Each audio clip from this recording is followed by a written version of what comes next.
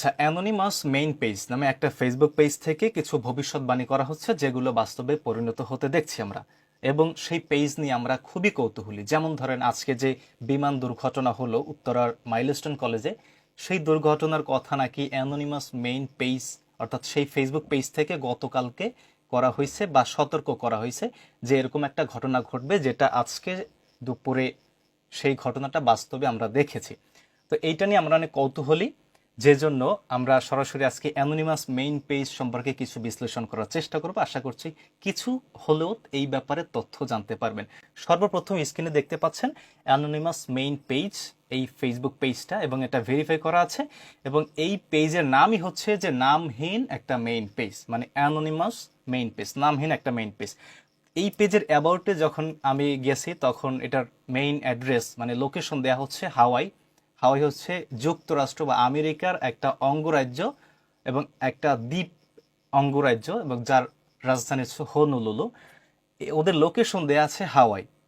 এবং যেহেতু ইংলিশে সব কিছু লেখে, অনেকে বুঝতে পারেন বা অনেকে ভাবতে পারেন এটা হয়তো আমেরিকার পেজই হবে বা আমেরিকান কোনো নাগরিক বা কোনো হ্যাকার বা যাই বলেন না কেন ওদের ফেসবুক পেজই হবে। এবং এই ফেসবুক পেজটা ক্রিয়েট করা হয়েছে 14ই মার্চ 2023 সালে। খুব বেশি দিন কিন্তু হয় নাই, এর মধ্যেই ওদের পেজে 3,13,000 ফলোয়ার হয়ে গেছে। এবং সেই অ্যানোনিমাস মেইন পেজ ভেরিফাই করা এবং তার থেকে মোটামুটি মিনিটে মিনিটে ফেসবুকে পোস্ট করা হয়। এবং লেটেস্ট যে পোস্টটা সেটা হচ্ছে বাংলাদেশ মাস্ট বি অ্যাওয়ার, মানে বাংলাদেশকে সতর্ক থাকতে হবে। এবং আজকে যে ঘটনাটা ঘটেছে সেটা কোনো দুর্ঘটনা না, এমনকি যে 8 জনকে নিহত হয়েছে 8 জন, এটা তার ইচ্ছে করে বা প্ল্যান করে মারা হয়েছে। আমরা জানি যে মাইলস্টোন কলেজের দুর্ঘটনায় অন্তত 20 জনের বেশি স্টুডেন্ট মারা গেছে। আর এখানে বলা হয়েছে 8 জনের কথা, তার মানে ওর কথার সাথে আজকের ঘটনার সাথে মিল নাই।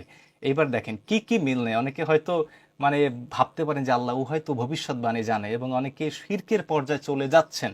এই জন্য আপনাদের উদ্দেশ্যে এই ভিডিওটা করা। এরপরে 13 মিনিট আগে যে পোস্টটা করা হয়েছে সেই পোস্টে কিন্তু কিছু এআই দিয়ে তৈরিকৃত ছবিও কিন্তু ও অ্যাড করে দিছে। যদি এতটা স্মার্ট হইতো তাহলে এখন অন্তত এআই থেকে বানানো ছবিও পোস্ট করতো না। এরপরে গাজার একটা পোস্ট করেছে, আর একটা যেটা ইম্পর্টেন্ট সেটা আমি দেখাচ্ছি। সেটা হচ্ছে এইখানে যে কথাটা বলছে এ পপুলার মার্কেট, মানে 55 মিনিট আগে যে পোস্ট করছে, বাংলাদেশের নিউ মার্কেট এলাকায় একটা মার্কেট আছে গাউসিয়া মার্কেট, অনেকেই জানেন। সেই গাউসিয়া মার্কেটে কয়েক সপ্তাহের মধ্যে নাকি বোম মারা হবে, এইটাও বলতেছে। এবং ওরা বলতেছে যে আমরা কখনো ভুল করি না, কখনো মিথ্যা সংবাদ দিই না, কখনো অনিশ্চিত সংবাদ দিই না। ও বলছে যে এই ঘটনাটা ঘটবেই, মানে ডাইরেক্ট ভবিষ্যৎবাণী করে দিছে।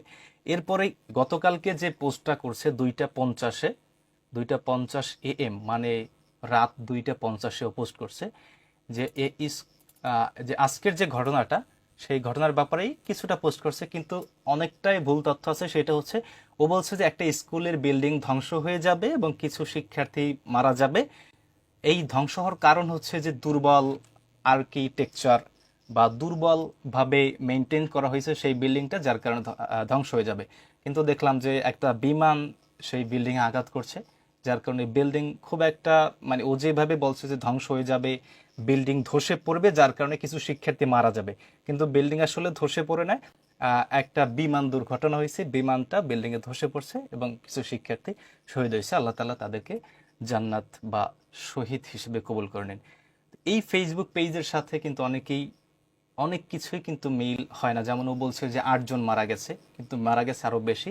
এবং ও বলছে যে বিল্ডিং এর যে মেইনটেইন বা দুর্বল করে তৈরি করা হয়েছে, যার কারণে সেই বিল্ডিংটা ধসে পড়বে, কিন্তু আমরা কিন্তু সেরকম কিছু ঘটনা দেখি না।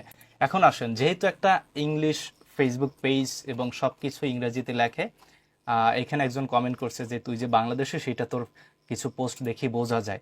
আসলে ওর সব মাথা ঘামানোই হচ্ছে বাংলাদেশ নিয়ে, যার কারণে বোঝাই যায় যে কিছুটা বাংলাদেশি হবে বা বাংলাদেশি কোনো হ্যাকার গ্রুপ এই ফেসবুক পেজটা মেনটেন করতেছে।